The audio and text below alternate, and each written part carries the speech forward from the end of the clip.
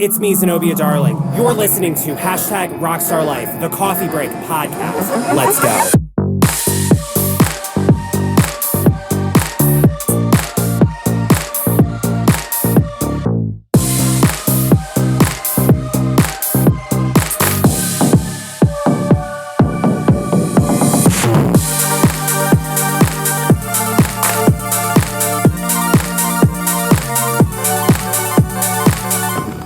Where the hell's my cold brew at?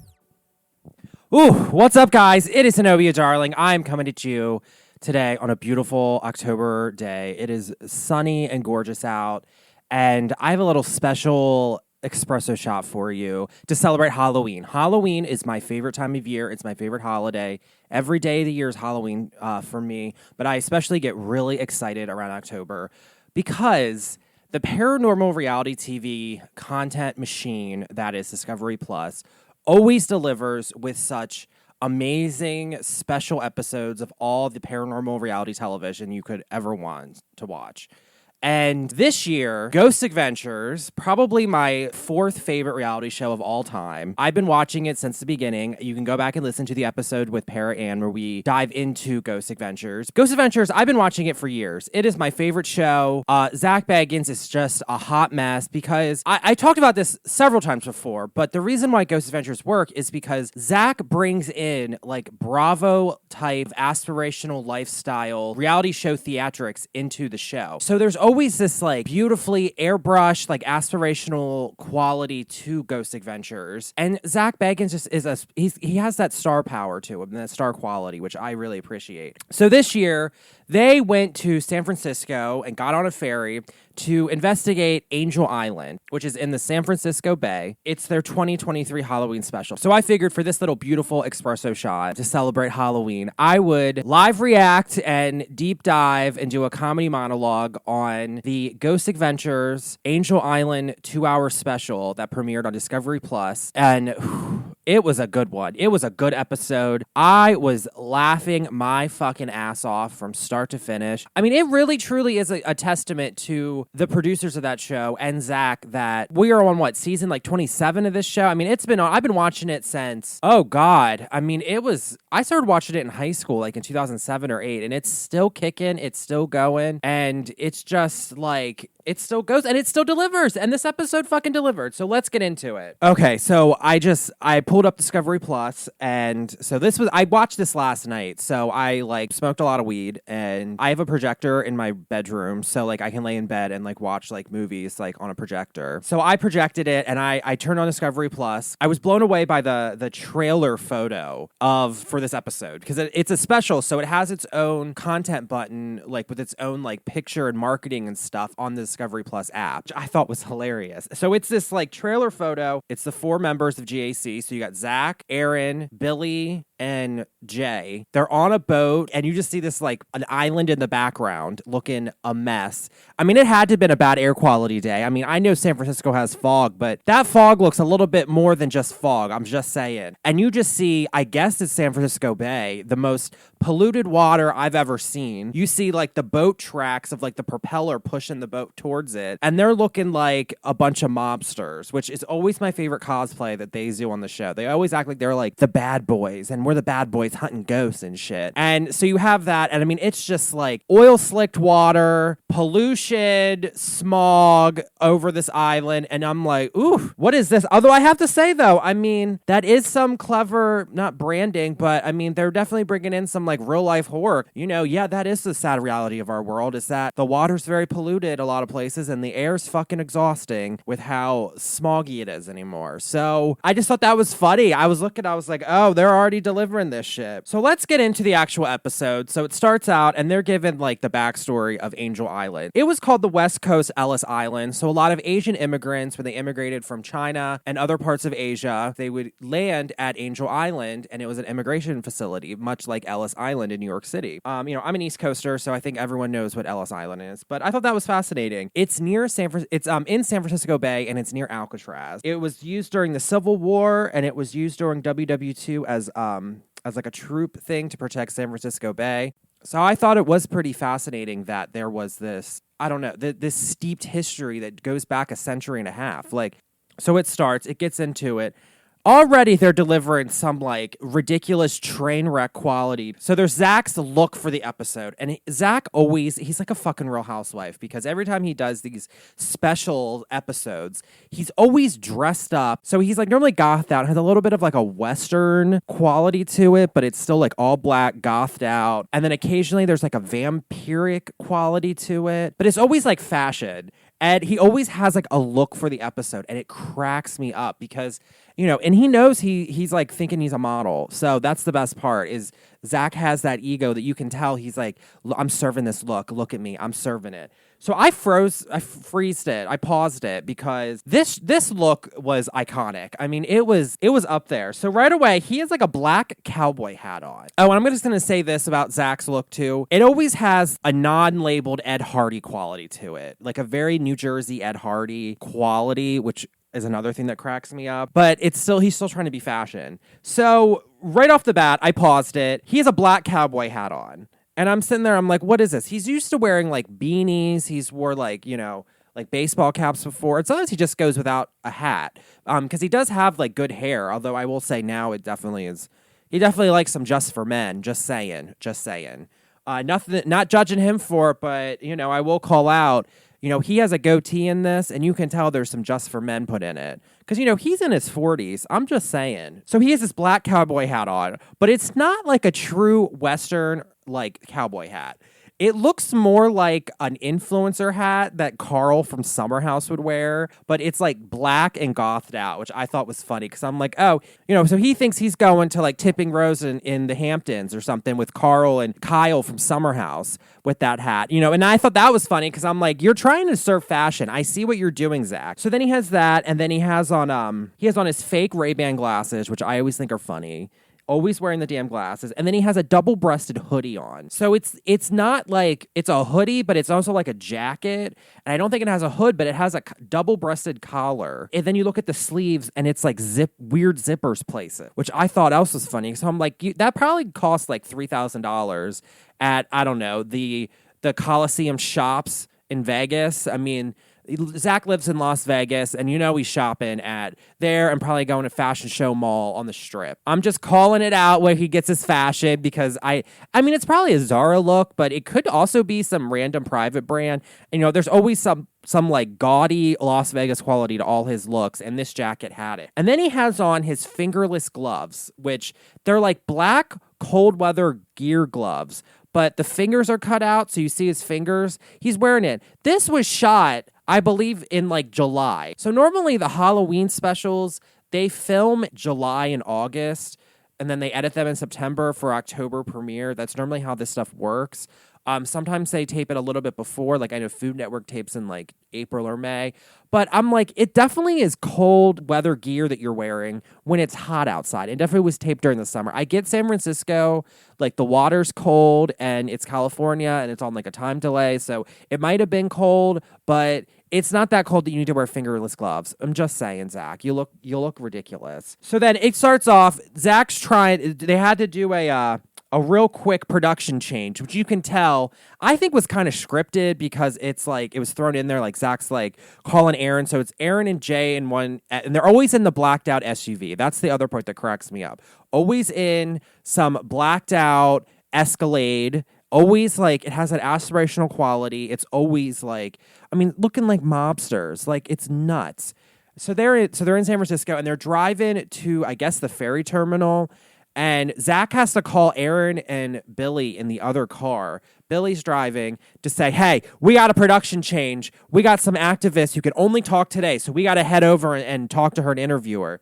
While they're doing that, Jay about runs into a car and gives like Zach a freaking heart attack, which cracked me up. I mean, it was like, whoo, and you heard the horn slam, and Zach's like, oh, what the fuck? It's a bad omen. It's a bad omen. So then Zach goes in this whole monologue about the omens coming up here. So we had the almost car crash that was on camera. Then the day before, Billy's blacked out SUV got broken into and they stole all his gear and he was mugged. Well, you know, you're in fucking San Francisco. I hate saying this, but San Francisco, it is not the San Francisco that people think it is. It is a very dangerous place. There is a lot of crime. There's a lot of unhoused people. You can definitely tell that San Francisco is not the San Francisco that it's been. And there's definitely like a darkness. There's a level of crime that, of course, they would be affected by. And that's like a very American problem right now. So not to get like political, but I mean, San Francisco's the whole West Coast. I mean, the unhoused population is crazy, and just all of it. I've been watching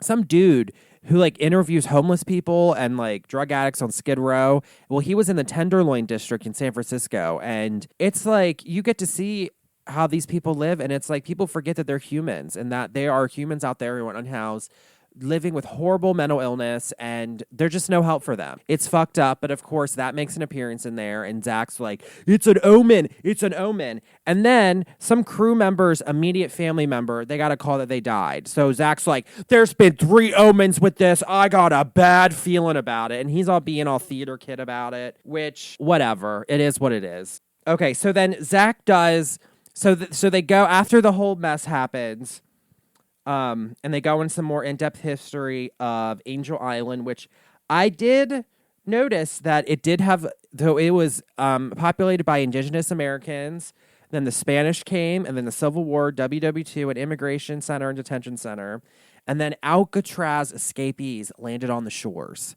So I'm like, okay, you got a lot of history. Again, so they do that quick production change, and they go talk to this stoic Asian woman, which I thought was fun. I mean, she was a nice lady. I mean, and I appreciate her activism work, but you could tell Zach was trying to play the diversity card with it. And I appreciate this about Zach because he has a heart. He has he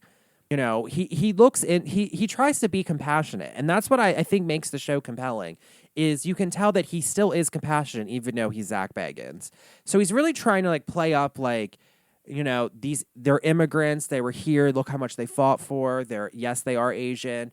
But he also was you could tell it was kind of edited to play up the fact that it was an Asian woman.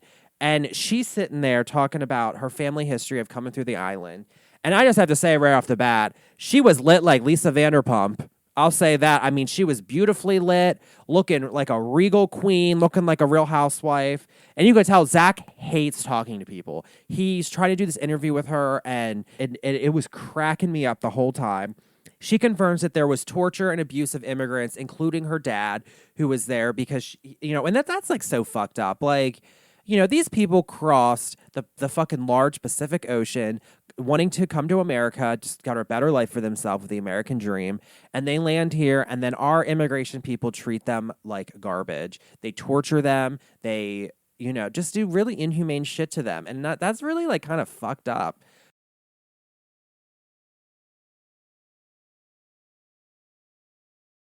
They torture them. They, just do really inhumane shit to them, and that's really kind of fucked up. And I think people forget that. I mean, they were interrogated to the point where the dude was, she was saying her dad was shaking when he signed the immigration papers. That's really crazy. That's the level of balls it takes for these Chinese and these Asian immigrants to come over, and this including to the ones coming to Ellis Island, from Europe. It's that needs to be applauded, because that is something that, I really appreciate their highlighting, and that is something that I have a lot of respect for. And this woman, I mean, she was sitting there looking like a wise elder, very Lisa Vanderpump, which just cracked me up. And then it cuts to a theater gay in Chinatown, who I'm sitting there, I'm like, where does he fit in? So apparently he's a local historian, and he knows a lot of stuff there. But you can tell he's just a theater gay in San Francisco, and he's telling about the white witch who lives there, who was an immigrant bride who was denied, and she died by suicide in her wedding dress on the island. And I love a good white witch. I love any witch. That whole legend of the white witch really cracked me up. And I love the fact that out of nowhere, this random theater gay was there, and they just randomly cut to Chinatown. I'm like, what the hell is happening here? Which just, the whole thing just, oof. It was a hot-ass mess. So then, of course, it gets to, they're running late to the ferry. Zach's about having a panic attack. We got 5 minutes to get to the ferry because they had to go talk to, Asian activists with Lisa Vanderpump lighting. This was when, so I started watching this at my mom's house, and my mom loves all the ghost shows, and this was when my mom's like, I can't watch this. Zach's too dramatic, which just absolutely fucking cracked me up. Because she's like, I can't do this. he just can't. He's too dramatic for me. No one acts like that. And I was like, okay, mom, okay. So Zach is like, he does this whole bit about meeting the captain, and he's like, I don't like dark water because there's things in dark water that eat you. And he's being all dramatic scene kid, which I'm like, okay, girl, clap, clap. You did your little monologue. You did your comedy skit. Sit down now. So they get on the boat, and Zach is acting like fucking Oprah. Like, I'm a diehard Oprah person, and this shit was cracking me up because just, you could tell he was doing a bit. He was trying not to act like he was acting, but he was. And he just was doing this thing that Oprah used to do. So Zach is like, and now we are about to go to the island and we are on the boat. And Zach's like talking to the camera, and then Zach breaks the fourth. I love it when Zach breaks the fourth wall because you can tell he's watched reality television, and he fucking knows that when you break the fourth wall, it kind of like, it's a wink to the audience, and he does it really often, which I don't think he realizes kind of like breaks the magic. And he says, this is like 20 episodes in one, this lockdown. And I'm like, and he does it all dramatically in true Zach Bagans like style, which cracked me up. And then I just noticed this, so I went back and rewound it to see it. Zach has a hoodie on, a black hoodie that he ties around his shoulders like an ascot for the boat. And then, sure enough, when he met the captain, he put it on. The captain was the kind of like, you could tell he was a little too happy to be on camera, which I always crack up to with these reality shows. But Zach puts this fucking hoodie on around him like a fucking ascot, and then sits there and just is acting like a damn scene kid, like on the damn boat doing comedy bits and being overly dramatic. The whole thing cracked me. It was high camp. That is why I fucking love Ghost Adventures and Zach Bagans, because he's not aware enough to realize how he's coming across on camera, and he's very scene kid, and he's very theatery, and he's acting and doing a comedy bit, which is beautiful, and it cracks me up. Especially like if you need to have a good laugh, take a few hits of weed and watch Ghost Adventures. I can give you a list of episodes to watch, and it's a hot ass mess, and he always does it, and he always.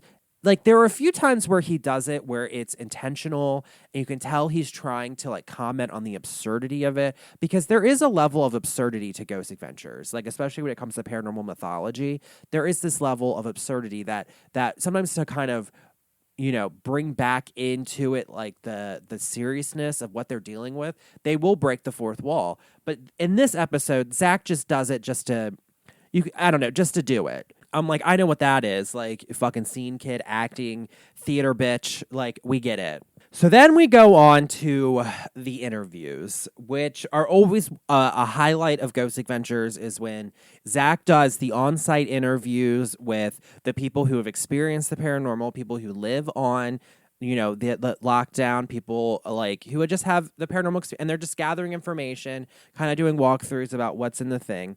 So right at the back, they're talking to some ranger. And Zach's like, you could tell Zach is uncomfortable talking to like the park ranger, who I thought was this park ranger. He was kind of serious, but then you also tell like, oh no, he's seen some shit on this island. Like it's a dark haunting. Like there's some shit there that scares him. And of course, Zach is uncomfortable because this guy, I think he's an was an MMA fighter. So he's like kind of jacked. He's a little bit of bodybuilder. And so is Zach. So you could tell Zach's a little intimidated by him. So Zach's like, is this place haunted? And of course, Zach's always like 8 feet away from the dude because, he's like, he could catch like normal people, like, how that goes when these people, Oprah does that too, where they're like, they don't want to be around normal people. So he's going to pretend like there's COVID cautions happening. I'm like, come on, Zach, really? So he has a lung issue, plus he's been in the haunted buildings a lot. So I know he has to be sensitive about COVID stuff, but still, I think he's relying on the COVID stuff just so he doesn't have to get close to people, because he's like that. So they're talking about it, and the guy said he made up a makeshift gym in the warehouse. And so they do the interview, and then, of course, they like to keep rolling. And they catch the guy, he pulls Zach aside and said, just want to let you know, this is a very dark haunting. Like, we wanted to keep this a secret so no one knows about how haunted this place is, but it's really haunted. And it freaks Zach out, and you're kind of like, wait a minute, like this is a dark haunting. Like, there is something to this episode that is different. It's serious. You have that first moment where you're like, wait a minute, like this is going to be a serious lockdown. This is some serious ghosts and some paranormal shit that's going down, which, and it shook all of them. And I thought that was a very good scene. And I don't think it was scripted either, because it's always those like off the wall moments like that they will leave, that editors and producers will leave into the show. Yeah, there's a lot of like fun and games and cam quality, but also like there legitimately is some paranormal shit happening in this location, and it's very dark and dangerous, and it scares people, and that's what that moment was. So then it goes on to Dr. Dwyer and some park ranger. Ranger Casey's her name, and they talk about the ghosts of this Emma girl, and they do some ridiculous recreations. That's another thing I had to comment on. Just the recreation on this episode. They had a high production value for this. They had people in, what is it, late 1800s clothing, like Civil War era clothing, at a table to recreate this Emma girl's suicide. Or no, it's not. Emma did not suicide herself. She had some guy, I guess he was in the service, I guess he had some PTSD. He came out, got a gun, came up, shot her. She was 15, and then killed himself. And like at the middle of a table. And of course they're recreating it. And they also recreated the White Witch. So they had this like Asian woman in a wedding dress and dark hair with like some really good like dead makeup around all the buildings, like boo, boo. And she's like crawling and being spooky. And I'm like, how do we get that gig? I mean, they're really paying people for this shit. Like, that's the funny part. Just a horrible, ridiculous recreation of the ghosts there, and done in that like campy horror style that Ghost Adventures is famous for. I really appreciated it. So then right away, Billy has some attachment to this spirit of Emma, and just keeps saying that the girl can follow her home. And I'm like, dude, you're fucking stupid. You are a stupid, stupid person. Do not do that, because I guarantee you it's not that 15-year-old girl's spirit there is something there that's mimicking it to kind of fuck with you guys and to break your guard down. That's how lower vibrational beings and demons and other spirits on that level of that's how they operate, is they kind of mimic something to get your guard down, so you invite them in, and then they come in. And of course, Billy's the one who freaking right out of the bat is like, oh, come home with me. I'm like, stupid, just stupid. They pull out the paranormal puck, and they're getting EVPs constantly of people telling them to fuck off. Like, go away, don't come here, it's haunted, it's spooky, leave, don't come. The ghosts are like, we're done. Like, no. Like, they're not fucking around, because the ghosts know what's going on there. And they're like, here comes these bozos coming in here, acting dumb. Aaron is getting freaked out. Like, you can tell Aaron is just like, he doesn't want to do this. He's over it. It's too dark. And then, so the first night, so when they start doing that, they start getting locked down. Zach is pissed, because he's like, I'm getting upset, because nothing was working. All the batteries were getting drained. This was dying, this equipment. And, Zach's spending hundreds of thousands of dollars to get top-of-the-line ghost hunting equipment. None of it was working. He was getting pissed. You could tell that alleged roid rage that Zach is famous for, where he antagonizes ghosts, started coming out because he was getting pissed. He's like, I'm getting upset. And it's like, uh-oh, here we go. Here comes Zach getting upset. And, like, just starts getting sassy with them. So, of course, the ghosts start getting sassy back with EVPs, which I appreciate a good ghost with a sense of humor, because it's one of the EVPs they get is, you're in a haunted house. It's like, yup, you are. Thanks, ghosts.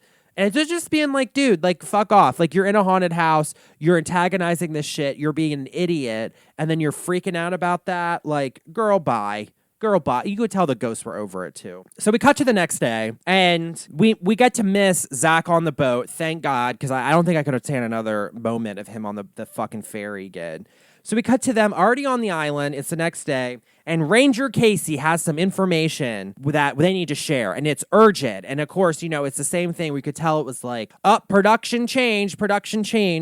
And there's some occult symbols that were painted in one of the houses of one of the higher ups of the military base. In the upstairs room, there's occult symbols up there. And the girl tells them that and how they've discovered that, so they stopped it because they thought it might have been a historical artifact. So, and also, like, I'll tell you right now, the ghost did not want the renovation. So they're renovating this ritual house, they're calling it. And they just are like, we're good. Like, the ghosts don't want it. And of course, they stopped doing the work because the ghost didn't want it. So they found it. So they start diving deep into what these symbols are.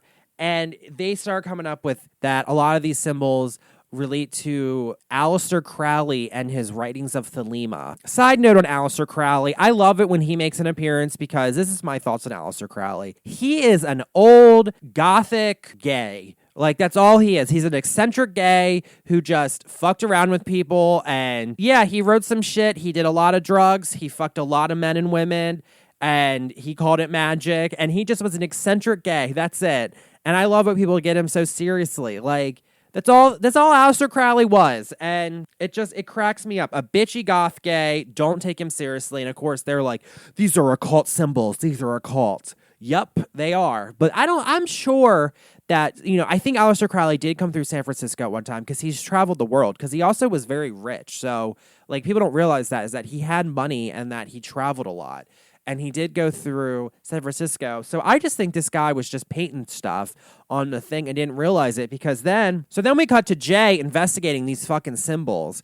And none of them are done right. They're all backward. They're out of order. They're reversed. And Zach starts freaking out. And we get this beautiful monologue from Zach.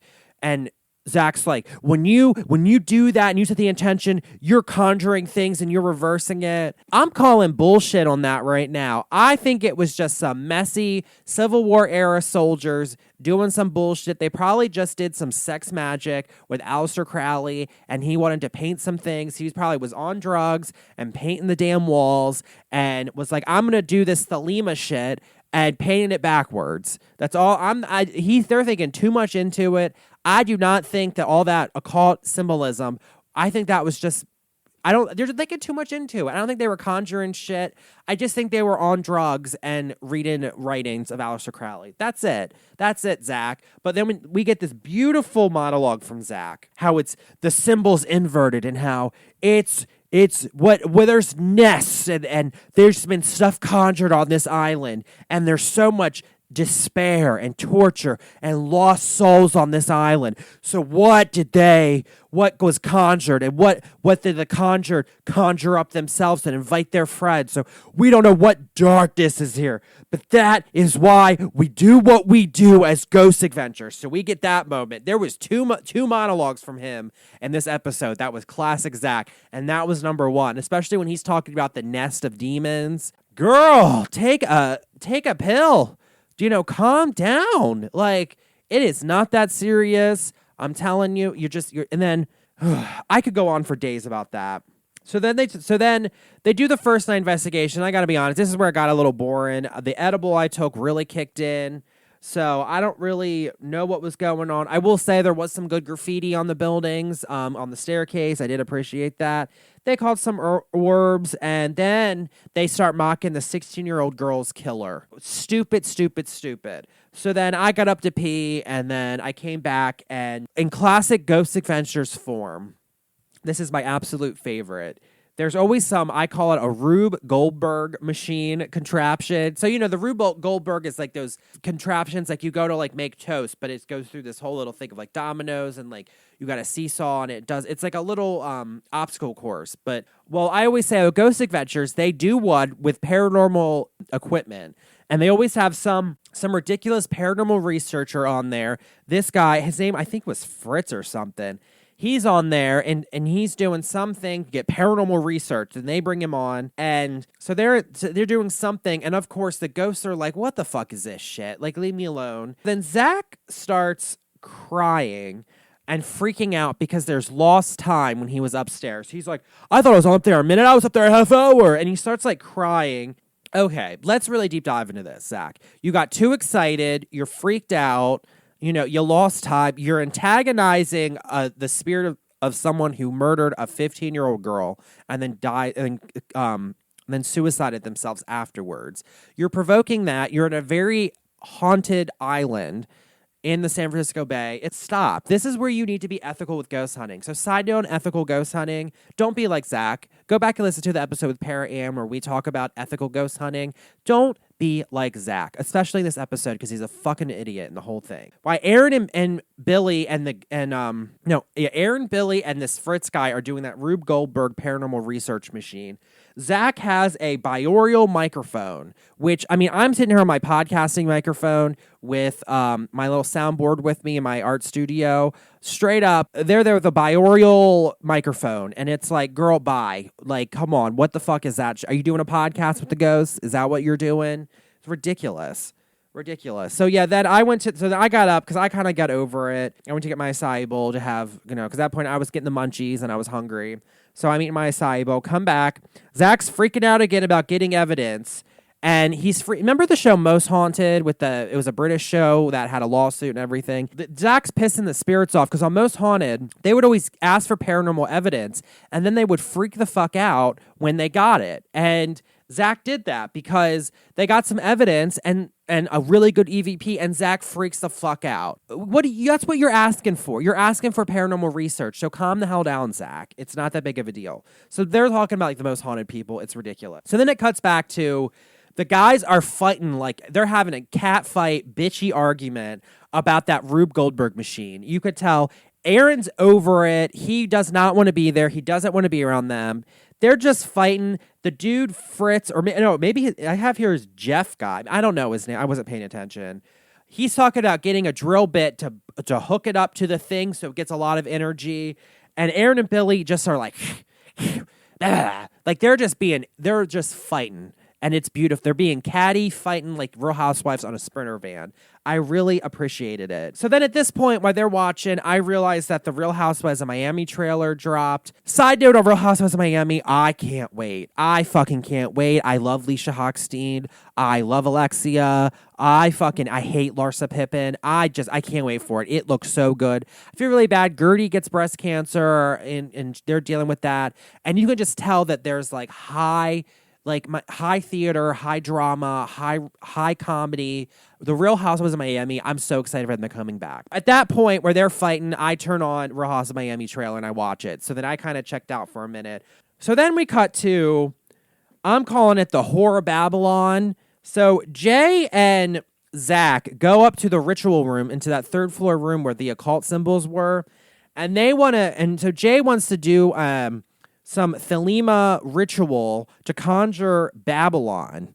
But I'm like, what is that? Babylon? I'm not really familiar with it. I mean, I'm familiar with Aleister Crowley. I never really read his teachings of Thelema, so I'm a little, I don't really know that much about it. I'm not judging or any. I mean, it's Aleister Crowley. I did judge him, but like, I don't really know much about it, but they're doing some ritual, and the only thing I kept thinking of is you're trying to conjure the Horror Babylon. It's the only thing I could think of, So they do it, and all of a sudden, it's like they took like some Molly or something, because Jay starts getting real giddy. Zach starts giggling, and they're like, out of the sudden, we get real giddery, like we're in ecstasy. And he said ecstasy, and I'm like, okay, yeah, did you do Molly? Did you? That's the spirit, the Horror Babylon doing that. This was the best part. This cracked me up. I love it when the ghosts recognize Zach, and you can tell when Zach gets EVPs like that. There's a point where like it's stroking his ego, and his narcissism, which he really likes. But you can also tell he's freaked out because they begin an EVP. And also, you have to remember, Ghost Adventures has been on since like 2008. So people have died that are aware of Ghost Adventures and who Zach is. We've seen this on several episodes before where like there was one where they go into some kid who died by suicide in the bathroom. And the kid loved Ghost Adventures and wanted him to come in. So he goes up and like pinches the guy. He was clearly like a gay kid too. And he had a crush on Zach. So he like pinches Zach's ass like in the spirit world. And Zach like freaks out. So there is this thing where like the spirits are aware of Zach, and I think that's happening because then Zach gets an EVP that says, Zach, you're awesome. And he's like, it said my name. Oh, I am awesome. And you can see it stroked his ego, and it was cracking me up. And I'm like, that's not like, Zach, not some spirit like that you conjured. That's just some fangirl ghost who's like, oh my God, I got Zach Bagans from Ghost Adventures here at the place I haunt. I'm coming through because I'm going to be on TV. That's what you had, a fangirl ghost. That's all it is. And then they start getting EVPs because the whore Babylon who they conjured fucking hates them because they're doing shit where they're asking for evidence, and then the whore Babylon spirit or the white witch, whatever the fuck it is giving them the spirits, and they're flipping out. So she's like, what the fuck is happening? I'm giving you guys the evidence, and it's not, you guys are being scared, bunch of pussies. And then they get a homicide EVP, and then it cuts to day 2. So day 2 starts with the second Zach pep talk monologue, which, I mean, it's Shakespearean. I love it. I didn't write it word for word, but he gives it about how this is a dark haunting, and they kind of talk about the night before and how they conjured Babylon, and there's a male and a female spirit, and that the team doing the Rube Goldberg contraction had chaos, and then Zach and Jay had ecstasy, which are part of, and they're trying to build in the paranormal mythology of the episode. To me, it's kind of falling flat because I'm like, let's see, you're doing some like homemade paranormal research device. It's like a science fiction project that's not going right. Of course, it's going to cause chaos. And then they're doing drugs in a ritual house. Like, let's call it like what it is. Yeah, it's not no paranormal mythology. It's you guys being you guys. So it's Ghost Adventures being the Ghost Adventures crew. But Zach gives this monologue, and he's like, this is why we do what we do. We put our bodies on the line. He does one of those. And classic Zach. I loved it. So they go on, they're bitching more about that whore Babylon. And the whole time, I keep singing in my head, every time he says Babylon, I'm like, Babylon. I'm singing the Lady Gaga song from Chromatica. Strut it out, walk a mile, serve it ancient city style. Strut it out, that song. I'm singing the Lady Gaga Babylon song every time Zach says it. So now at this point, I'm just having a good time because I'm like, I'm singing Lady Gaga. I'm watching my favorite Ghost Adventures idiots on screen for the special. It was a good night. So then night 2 starts off. So after the pep talk, and I love it how we keep missing them on the ferry. Thank God they left it out because I could only take it the one time. So they're on day 2 of the investigation. This is probably the 3rd time they've been to the island. And at this point, there's a panic attack happening. Aaron runs off. They start ghost hunting. Aaron runs off, gets freaked out. They keep getting spirit of the white witch laughing. They get a little girl that's following them around. I'm telling you right now, it's not a little girl. It's something else. And Zach's, of course, I got to go help with that little girl. I got to help that little girl. So Zach goes back off to himself to save the little girl. I'm like, again, stupid, that it's not a little girl. That is something mimicking a little girl. And you guys are falling for it, hook, line, and sinker, like always. That's the thing I don't understand about the Ghost Adventures. They go into these hauntings. They know how to deal with these dark hauntings the most, and they still fall for it every fucking time. Zach's off by himself, saying this is a little girl. It's not a little girl. It's not. So stop. So they go off, and they go into the barracks, and they end the investigation on night 2, halfway through. They go into the 1,000... The barracks of 1,000 souls, they're calling it. And it's this barrack building that's this large cement building. I mean, it looks scary. And Zach's breaks the fourth wall, and he's like, this shit's scary. You could tell it yeah, it is a scary lockdown. He's about to go into it. But also, he needs to save this little girl. And they keep getting taunted by the white witch. Now, they keep saying the white witch, and I'm like, what about the whore Babylon that you guys conjured? I'm sure she's still pissed off. Bunch of losers. She's probably pissed off that the losers conjured her. The best capture of the episode is when Zach has on his binaural microphone in the barracks of 1,000 lost souls. He's like a body cam, like old school MTV Fear style body cam. And they catch a board being thrown with a white orb on camera, which I thought was fascinating. So, and then Zach ends the episode with, it's an iconic lockdown. It was iconic. I really want to take Zach saying iconic and put it on my podcast soundboard because it was good. I have to say it was an iconic episode. Iconic for the wrong reasons. Iconic because it was very compelling. I will say I love making fun of it. Yep, so I'm going to applause this. There's my applause on the soundboard. It was a very good episode, I will say. It was a very well done episode. I really appreciated it. So here are my final thoughts. So overall, I have to say, there was a high production value this whole special, You could tell Discovery Plus and Travel Channel put a lot of money into it. It was a good special. You could tell it took them like a week to film. Like it was a good one. It had that old school Ghost Adventures feel with the over the top ridiculousness that is Ghost Adventures and the Ghost Adventures crew. I mean, it had that ridiculousness and that camp quality that I really appreciate. And it was a good episode, I will say. It had classic Ghost Adventures stuff.